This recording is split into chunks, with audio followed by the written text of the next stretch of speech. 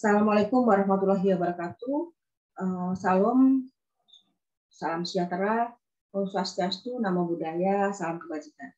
Apa kabar mahasiswa-mahasiswi hari ini? Semoga sehat walafiatnya. Bunda akan lanjutkan share screen untuk penjelasan yang masih salah semua tugasnya.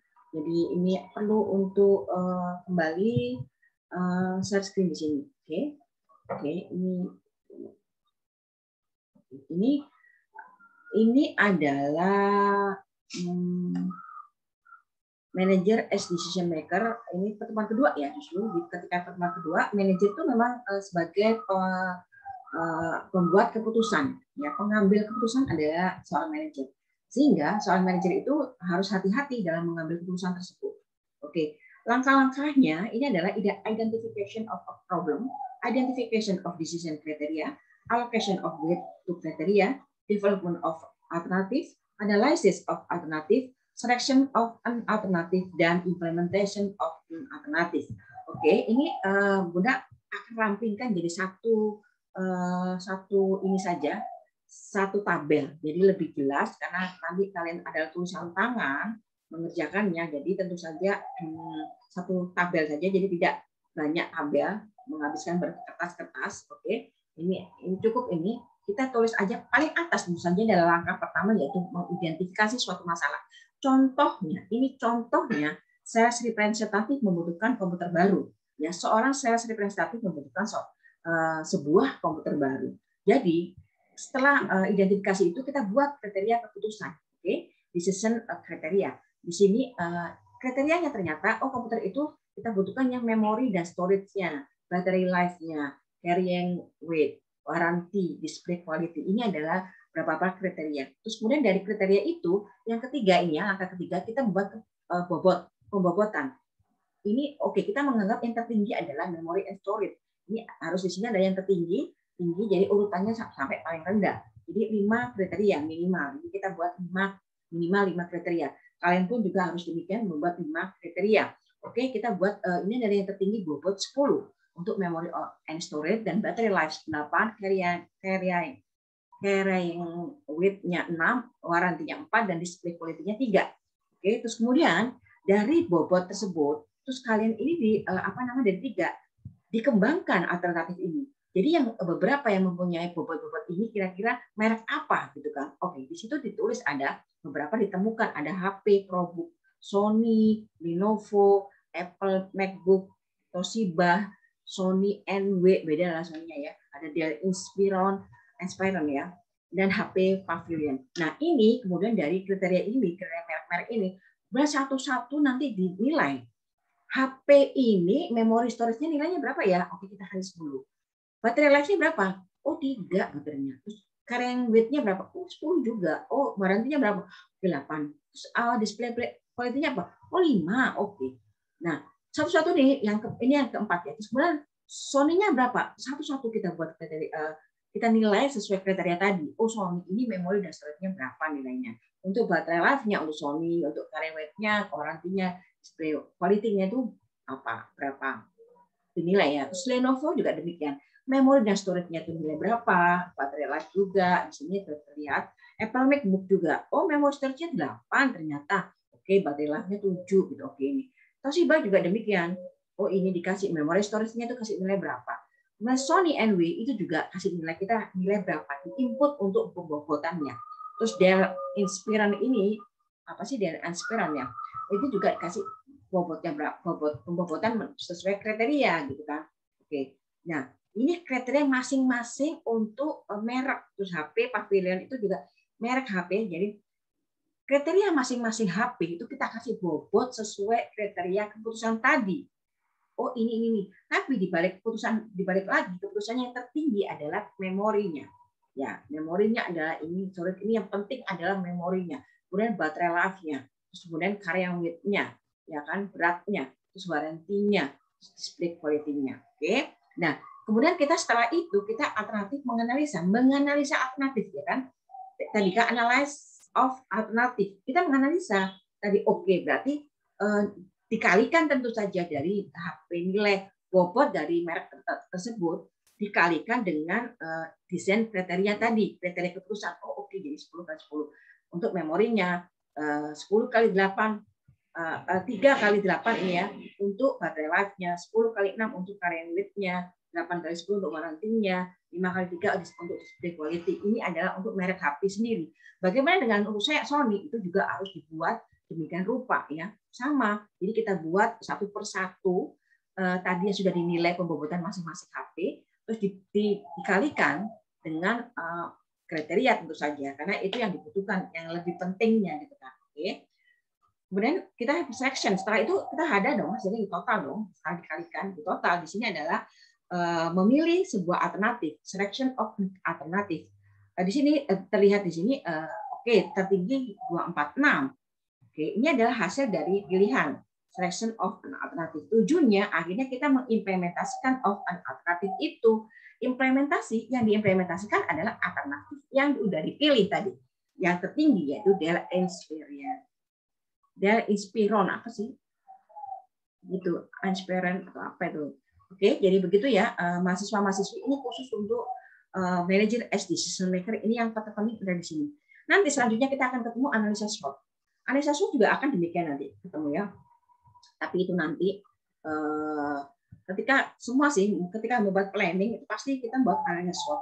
Planning pertama itu apa namanya, kekuatannya dalam internalnya ya, kekuatannya, kelemahannya internal dulu.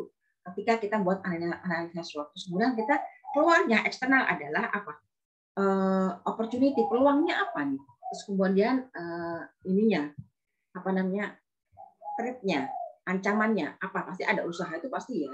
Jadi kita buat planning. Kalau misalnya kita seandainya kita bisa tadi kan fungsi manajemen kita boleh nih planning, organizing, leading, and controlling. Nah, kita planningnya ini kita bisa masukkan di dalamnya adalah analisa SWOT. Pasti orang membuat rencana pasti cari kelebihan dan kekurangannya. Kira-kira ketika mau buat usaha peluangnya sampai sejauh mana nih?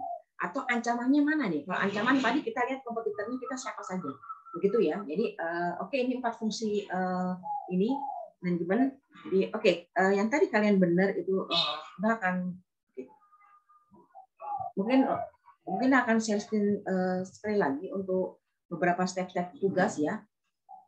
Tugas tadi oke. Tugas tadi sudah bagus sekali tadi untuk akuntansi, untuk akuntansi dan manajemen retail, tapi ada akuntansi itu 2 yang salah. Berarti 2 yang salah itu ya nilainya tetap yang ada, yang apa adanya, tapi nanti kalian harus benerin ketika di UTS. Oke, ini tugas mata kuliah. Seperti ini, hasil observasi pada perusahaan organisasi atau UMKM ya, yang masing-masing kalian apa namanya?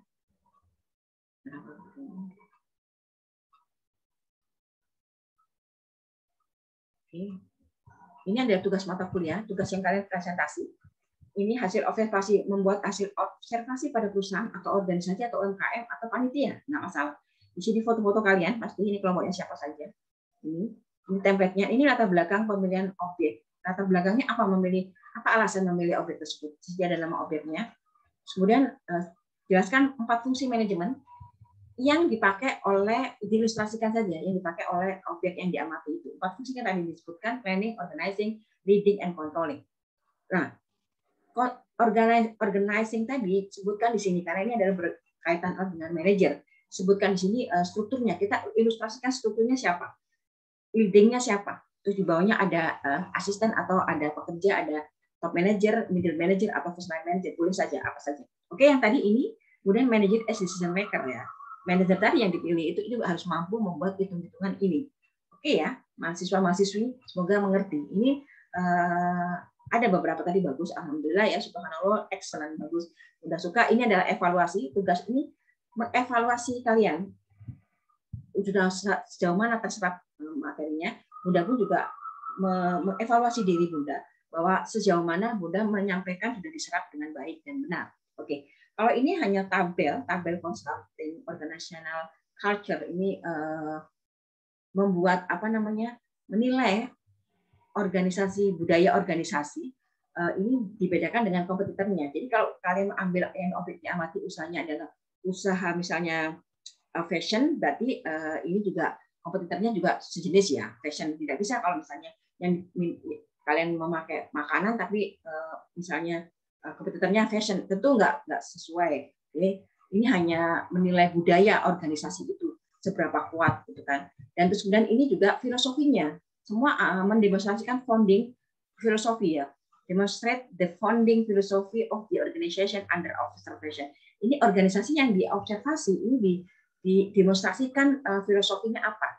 Oke, nah terus kemudian ini demonstrating how to evaluate the culture of the offshore thing by a comparison to its computer using Hofstede dimension. Nah ini Hofstede ini juga punya apa namanya elemen gitu ya, 5 elemen, 5 dimensi bagaimana menilai gitu ya, individualism versus holistism, power distance itu high or low, uncertainty of a dance high or low, masculinity versus femininity.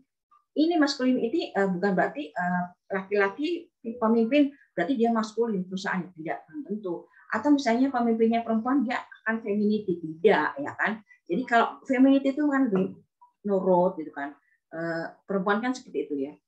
Hakikatnya seperti itu. Namun ketika saya jadi pemimpin, apakah saya penurut? Kan belum tentu. Orang akan melihat saya masuk masculinity atau femininity. Masculinity itu lebih tegas, lebih agresif gitu. Itu adalah masculinity-nya. Nah, oke. Sebenarnya long term versus short term thinking. Itu long term, kalau kita ngomong long term thinking itu biasanya 5 tahun ke atas gitu ya. 3 tahun ke atas. Tapi kalau short term thinking itu sebenarnya kurang dari 1 tahun gitu misalnya. Nah, itu adalah apa namanya? Nah, ini